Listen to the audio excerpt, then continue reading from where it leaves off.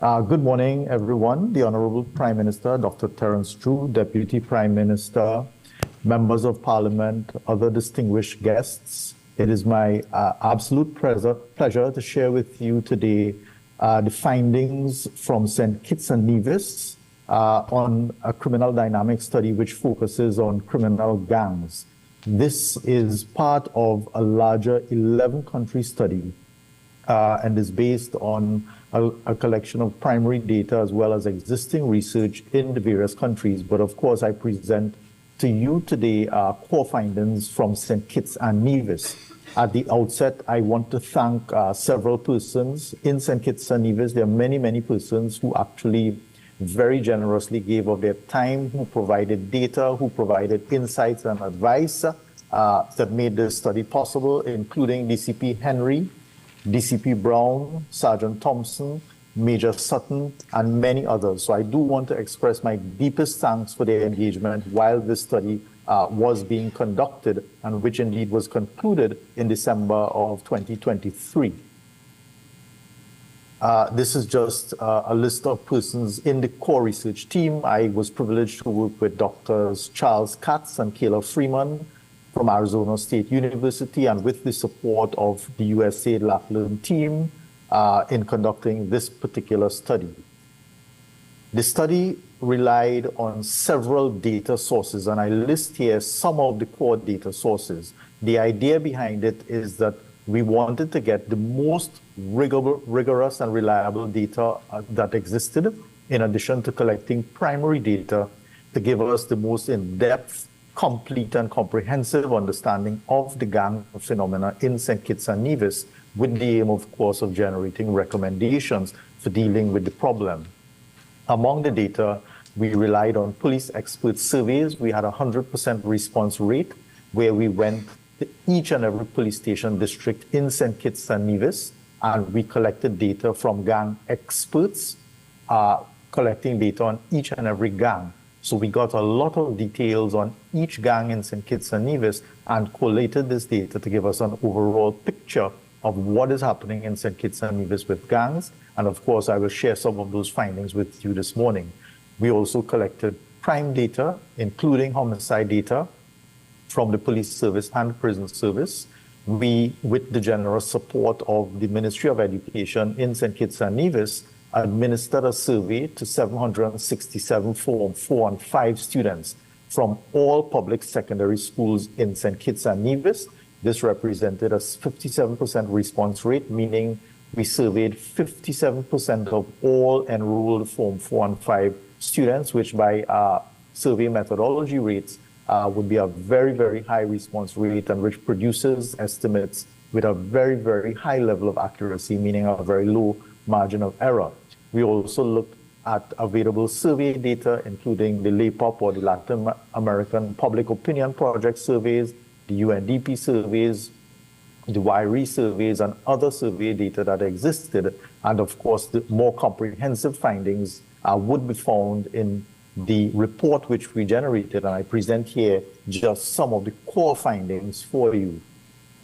This particular chart shows you homicides by year in St. Kitts and Nevis from 2000 to 2022. And as you see, and as you will know indeed, there is a fluctuating trend in the homicides. What you would notice in this particular graph is that the proportion which are committed with firearms is very, very close to, or the pattern very closely resembles the number of homicides, which indicates that a very, very large proportion of murders are committed and consistently committed with the use of firearms. It suggests that one of the things that perhaps needs to be looked into is the accessibility of firearms in St. Kitts and Nevis. If you remove firearms, you have the potential to change the nature of homicides, and indeed to reduce the number of homicides that are happening in St. Kitts and Nevis, because more often than not, when firearms are used in the commission of a crime, indeed I mean a shooting, there tends to be a fatality, whereas with the use of other weapons, you find that the lethality is not as high, meaning attacks with other weapons would not usually result in as high a rate of deaths as they would where firearms are utilized. This particular chart shows you public perceptions of the gang problem in St. Kitts and Nevis and draws on the 2016 Latin American Public Opinion Project data. It shows you that residents in St. Kitts and Nevis actually perceive that there is a very, very serious gang problem in their country. And of course, the same measures were applied by LAPOP across the Caribbean region. And you see other countries by comparison, other countries like Trinidad and Tobago and even the Bahamas with a much higher number of gangs than St. Kitts and Nevis. But you see that the perception is there. And this is an important index because sometimes we may or may not be aware of the number of gangs and where they are. But when you ask residents in their communities, they are often in touch with what is happening in their communities and can give you insights into the gang activities and the prevalence of gangs and other information of what is happening with gangs and indeed crime in general in their communities. So it's a very good indicator. And of course, in the report, we would disaggregate this kind of information by parish or various geographical areas in St. Kitts and Nevis, so you get a better sense of where the perceptions are, indeed higher than higher in some areas than in other areas in St. Kitts and Nevis. This particular chart derives from police expert data. When we collected the data from all police station districts in St. Kitts and Nevis, we discovered that there were around 15 gangs with a total of 323 gang members or 323 known gang members with an approximate 20 persons per gang in St. Kitts and Nevis. Now, this particular chart derives from school data. I want to stress that we collected data looking at the more serious types of gangs that the police would be interested in, but we also collected data from school youths, as I indicated at the outset. And this is something that is really, really important to get a handle on and to collect data on, because one of the things that we've found across the Caribbean region is that school youths are affiliated with gangs, and some of them indeed are gang members. And when there are gang clashes out there in the communities, these are sometimes mirrored within the school system. And some of these school youths, when they come out of school and they get older, may become more full-fledged gang members. So in collecting data from schools, one of the things that we did was that we asked students to indicate whether they were a member, a current member of a gang, and whether they were a former gang member. We also utilize what is called the Eurogang definition, which is an alternate measure for gang membership. And the reason that we did this is that there are differences in definition across region, and one of the, which sometimes leads to methodological confusion when you measure gang membership and you try to get estimates. So one of the advantages of the Eurogang measure is that it asks a series of questions that really are geared towards finding out whether youths belong to a group which have the characteristics that allow us to define the group as a gang, but without actually using the word gang. And we find that the Eurogang measure provides an estimate which is very close to the self-reported estimate. It's not surprising that you would find that a large proportion, in this case 6.45% of youths, indicate that they are former gang members, because quite often with the younger kids, and we are talking here Form 4 and 5 secondary school students, they may join a gang, but their membership is transitional, meaning they'll join, but then they will drop out maybe after a year or two. So you find that quite a bit of them would say that they were former gang members. And the nice thing about this particular type of data is that you can disaggregate it by school.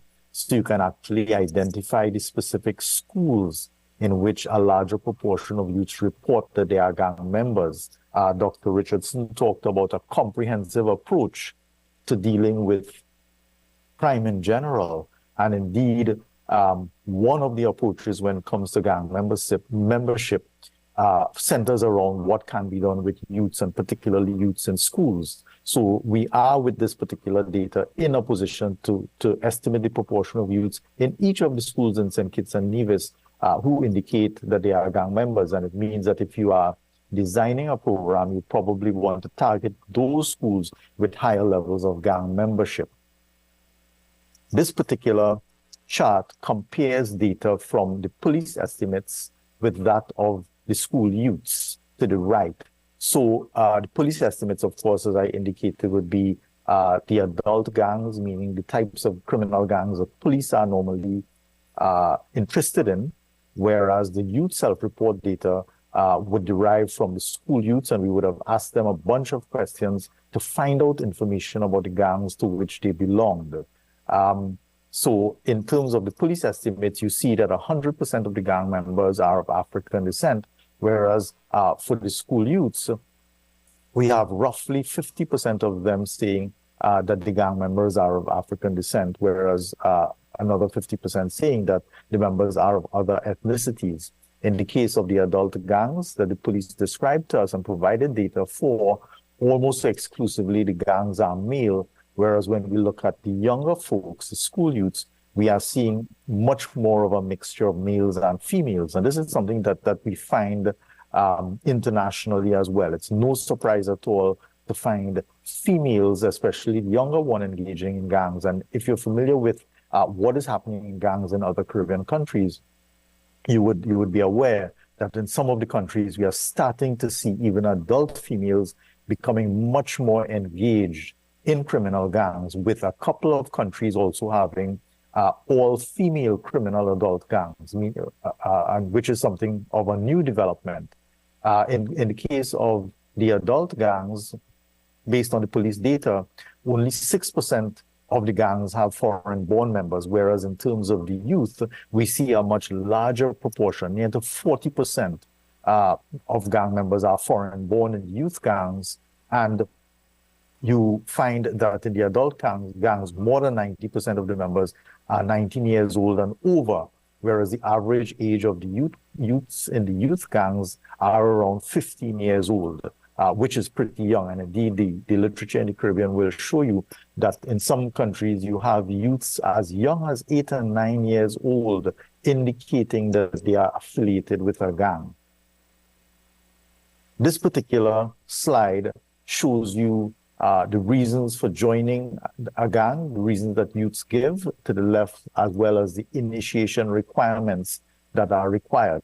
Now, it's important to have an idea of the reasons that youths join gangs, because if you design an intervention, you can tackle these particular reasons. So one of the things that you see, not just in St. Kitts and Nevis, but across the region, is that a large proportion of them join for reasons of protection. For instance, if you reside in a community in which there are one or more gangs, if you're not affiliated with one, you could end up being a victim of both. Whereas if you are affiliated with one, the perception is that that one would protect you. Quite contrary to those expectations, however, all of the research that you could ever come across will show that persons who belong to gangs tend to have much higher levels of victimization than persons who do not belong to gangs. And quite ironically, when you're within a gang structure, you could also become a victim become victimized by members even within your own gang. You would also see our findings show that some of the youths, a large proportion, in fact, join for company. Some of them join to make friends. Some of them join to get money or other things, etc. So you see the reasons there. And you see also the requirements for joining. Many of them say, almost 1/3 say, that they don't have to do anything at all, but some of them had to commit a crime. Some even indicated that they had to kill somebody or fight or shoot somebody, etc., to get into the gang structure. Now, this particular chart is quite important. One of the things that we did in the study, not just with the school youth data, but with other reliable data sources, and we are talking nationally representative data sources, is that we did analyses to determine what were the risk factors for gang membership and gang violence. If we do this kind of analysis, what it does is that it points us to areas for intervention. And one of the things that you see here coming out of the school youth data is that adverse childhood experiences, meaning things that happen when children are very young, quite often within the family setting, adverse childhood experiences have a really big impact on gang membership. And it applies both to the self-nominated gang membership as well as the Eurogang membership measures. So having collected multiple measures of gang membership, we're actually able to run our statistical models using the different measures to look at what is consistent across the measures. So it tells us that one of the areas that we need to tackle in designing interventions for dealing with the gang issue, especially when we're talking about the youths, is the family environment. This is critical, and this is one of the many things that our data pointed us to. Now, this particular chart compares gang members to non-gang members in terms of their commission of offenses and engagement in delinquency. The findings here are not surprising at all, and it's something that is again consistent with Caribbean as well as international research. You will find that gang members are much more heavily engaged in criminal and delinquent activities when compared to non-gang members. And this applied to all of the range of offenses that we looked at. We looked at a very wide range of offenses. We probably had about 20 different offenses listed, and we actually measured the engagement of the school youths in each of these offenses. And of course, it would, among other things, quite apart from what is listed here, other analyses are possible, meaning, for instance, we can find out the proportion of youths in each school in St. Kitts and Nevis, which is engaged in various types of activities. And again, that type of data will point you to specific locations for which you may need to do specific types of interventions. So you see here, this particular slide, coming back to this, just simply showing you that gang members are much more heavily involved in illegal activities and delinquent activities than non-gang members. In terms of the organizational attributes of gangs, this particular chart pertains to the adult gangs, the 15 gangs for which we collect the data from the police. You find that almost all of them have a turf one area that they call their own, and they, a very large proportion, 60%, defend this area. For around 50%, doing illegal things is acceptable by the group, et cetera, et cetera. And you see some of the characteristics of the adult gangs in St. Kitts and Nevis listed here. Of course, the report that we generated would have much more than just these characteristics, and you will get all of the details in that particular report. The distribution of gang members by police station district, the Basseterre region in St. Kitts and Nevis has the highest concentration of gangs and gang members. You see the number of gangs and gang members in each of the police station districts listed here. And this also is important to know because it tells you where to concentrate your efforts. This particular chart shows you the total of gang and non-gang homicides by police station districts and is limited to data from January 2010 to June 2023, which would have been the most recent data available at the time of writing of this report. And again, not surprisingly, what you see is the largest proportion of gang-related homicides occur in the Basseterre police station district. Again, it points you to the area that you need to look at or at least focus on when doing an intervention. I'm not saying that other areas aren't important as well, but concentrated effort is required within Basseterre based on this particular data. Characteristics of gang and non-gang homicides are shown here. Not surprisingly, you will see that almost exclusively the victims of gang homicides are male, whereas when you look at the non-gang homicides, while still a large proportion are males, you see at least a bit of a balance. You see 20%, close to 20% of the victims being female and close to 80% being male when it comes to non-gang homicides. Not surprisingly, and this is something, again, very consistent with the international literature, the age of the victims tends to be younger in gang-related homicide because quite often the victims tend to be gang members themselves and they tend to be more often than not young males. So you see that the average age of gang members, the average age of the victims of gang homicide was around 28 years of age, whereas the average age of non-gang, of members of victims of non-gang homicides was 10 years older at around 38 years of age.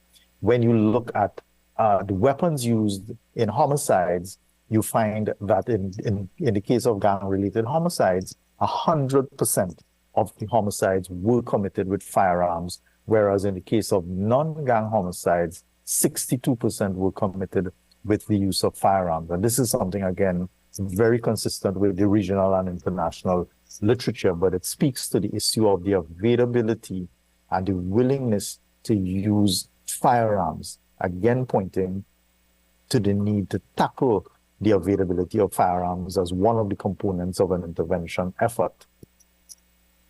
This particular chart shows you the murder motive for non-gang and gang-related homicides, and you would see that it speaks to expressive as well as instrumental types of motives. When you talk about expressive motives, you're talking about emotion-based motives, things that may deal with disrespect or other kinds of things. When you talk about instrumental motives, you're talking primarily about motives that have to do with financial gain, whether it had to do with a robbery or killing somebody who is encroaching on your drug turf or something like that.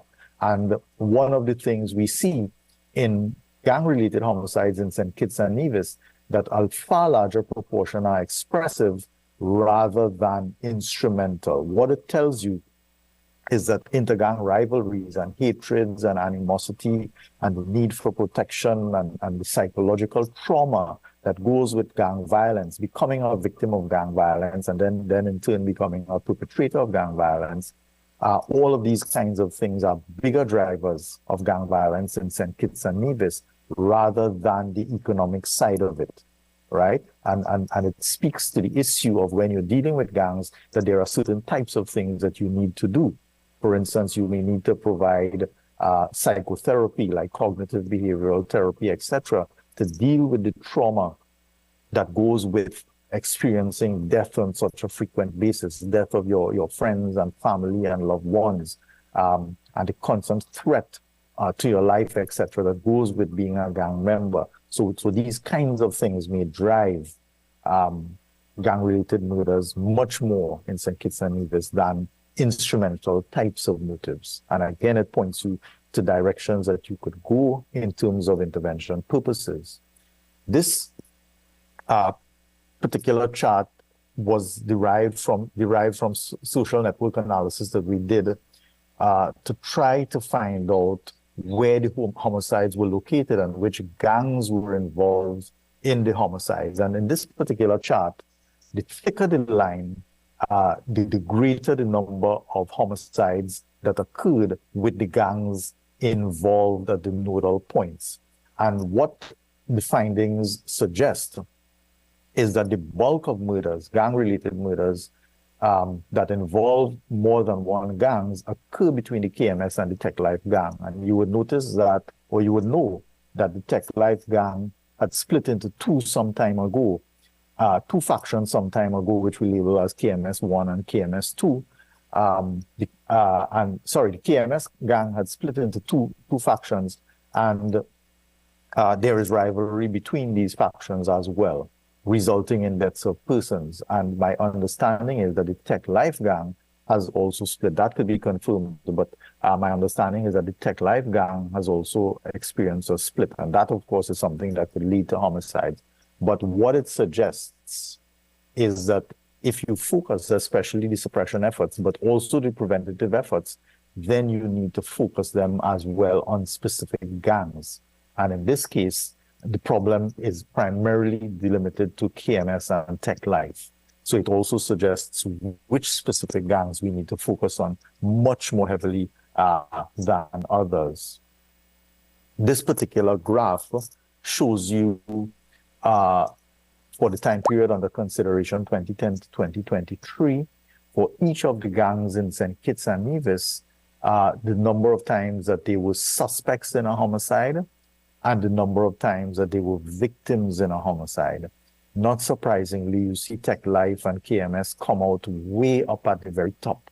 Then you see somewhere in the middle range, the Bloods, and then you see KMS1 and KMS2 a little lower down.